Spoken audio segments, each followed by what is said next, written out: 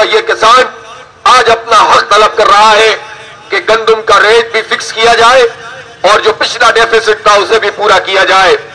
جب یہ اپنا حق مانگتے ہیں بات کرنے لگتے ہیں. یہ کسان کارڈ کیا ہے؟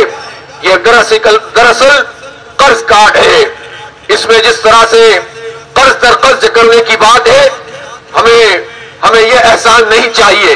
ہمارے کسانوں کو سہولتیں فراہم کی جائیں، گندم کا ریٹ طے کیا جائے، جو ادویات ہیں ان کی قیمتوں میں کمی کی جائے، اس کی بلیک مارکیٹنگ ختم کی جائے، اور یہ جو مڈل مین درمیان میں آ کر اپنا کاروبار کرتے ہیں اور حکومت سے مل کر کسان کا استحصال کرتے ہیں، یہ دھندا ختم کیا جائے اور براہ راست کسانوں سے گندم بھی خریدو، کپاس بھی خریدو اور گنا بھی خریدو اور اس کا صحیح ریٹ طے کرو. یہ ان کا حق ہے.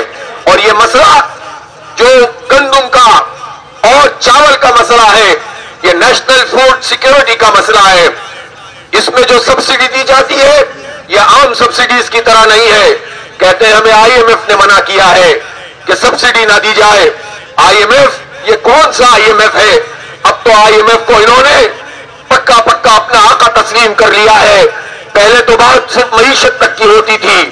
ٹھیک ہے کہ پہلے بات معیشت کی ہوتی ہوگی اور پس منظر میں یہ لوگ اور بھی ڈیل کرتے ہوں گے، لیکن اب شرم اور حیا سب ختم کر دیا ہے.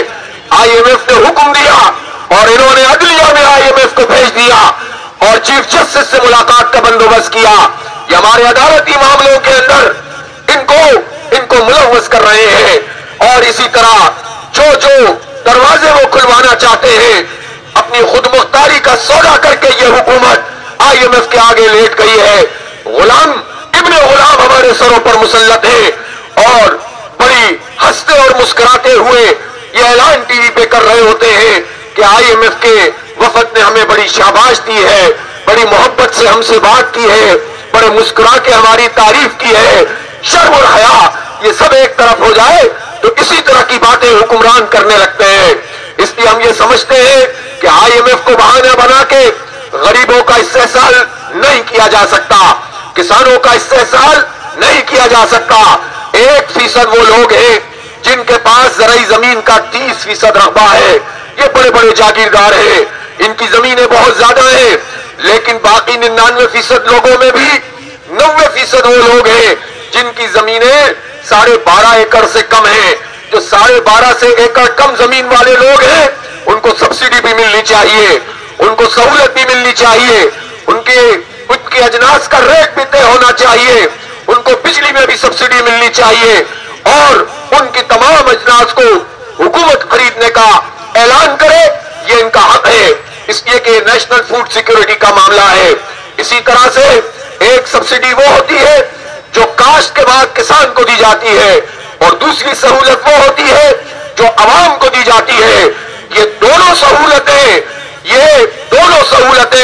بین الاقوامی سطح پر معروف بھی ہے اور یو این کے پروگرام کے مطابق ان دونوں جگہوں پر سہولت دینا حکومت کی ذمہ داری ہے. اس لیے ایک طرف گندم کا ریٹ بھی طے کیا جائے اور دوسری طرف آٹے کو بھی سستا کیا جائے. یہ دونوں کام حکومت کے کرنے کے ہیں.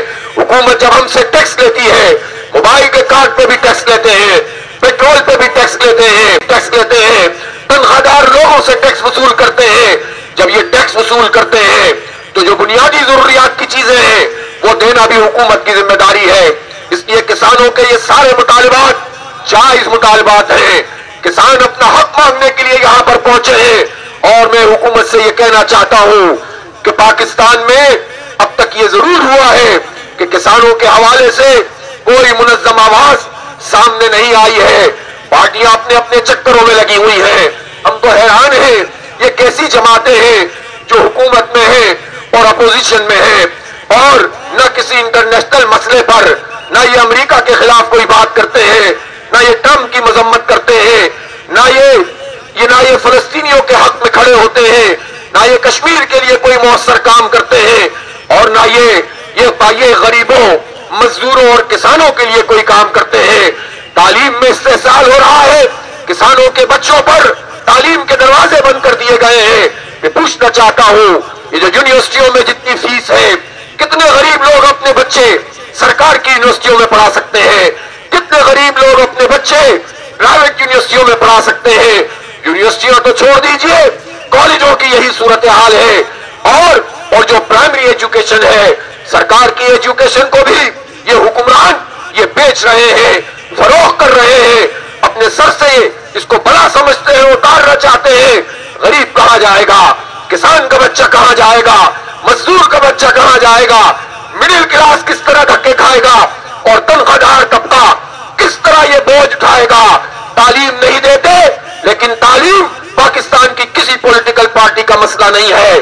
सेहत की सहूलतें किसी पॉलिटिकल पार्टी का एजेंडा नहीं है। किसान का मसला कोई जमात इस पर बात नहीं करती, लेकिन कोई बात नहीं करेगा तो जमात इस्लामी बात करेगी। हमने हक दो आवाम की तहरीक शुरू की है, ये हक दो मजदूर की तहरीक है, ये हक दो किसान की तहरीक है, ये हक दो आवाम की तहरीक है। और आज एक जिले से इतनी बड़ी तादाद में लोग आकर यहां बैठे हैं, सारी रुकावटें तोड़ कर आए हैं। ये तहरीक अब शुरू हो चुकी है और सिर्फ पंजाब में ही 38 अजला है। आप अंदाजा कर सकते हैं कि 38 जिलों से जब काफिले निकलेंगे, चारों तरफ से उमट कर आएंगे, और जब यहां पर एक बहुत बड़ा धरना शुरू किया जाएगा, फिर तुम्हारे बस में कुछ भी नहीं रहेगा, फिर तुम बांग्लादेश को भी भूल जाओगे। इसलिए वार्न करना चाहता हूं, हालात से सबक सीख लो, जमात इस्लामी है।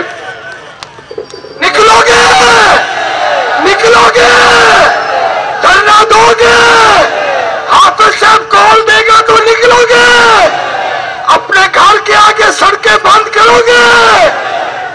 इसलिए मैं ये जरूर हुक्मरानों से कहना चाहता हूं कि इसको एक ट्रेलर समझ लो, जो आगे सब कुछ होने वाला है उससे सबक हासिल कर लो। जमात इस्लामी अनकरीब अगर तुमने इन मसलों को हल नहीं किया तो आवाम को हम कॉल देंगे। बिजली को सस्ता करने के हवाले से, पेट्रोल को सस्ता करने के लिए, तनख्वाहदारों पे जो ये बोझ टैक्सों का डाला हुआ है उसको कम करने के लिए, और किसान के हक के लिए जब हम ये कॉल देंगे तो देहातों से लोग निकलेंगे, शहरों और बाजारों से लोग निकलेंगे, मस्जिदों से लोग निकलेंगे, तालीमी इदारों से नौजवान निकलेंगे और इंशाअल्लाह तुम्हारा जीना दूभर कर देंगे। इसलिए आज के इस धरने को अच्छी तरह से समझ लो। इनमें से कोई भी एक ऐसा नहीं होगा जिसका ताल्लुक लाहौर से हो। आज हमने लाहौर वालों को जहमत ही नहीं दी, उनके लीडरशिप से कहा है आइए और देखिए, मेहमान नवाजी कीजिए, इनकी जियाफत कीजिए, इनकी देखभाल कीजिए। लेकिन जिस दिन हमने तमाम अजला को कह दिया तो फिर उसके बाद ये सब कुछ जाम हो जाएगा। और ये हम सिर्फ जुबानी बात नहीं कर रहे हैं, अनकरीब इस तहरीक को हम आगे लेकर जाएंगे और अवाम का हक अवाम को दिलवाएंगे इंशाअल्लाह। अब इस मुल्क में ये नहीं चलेगा।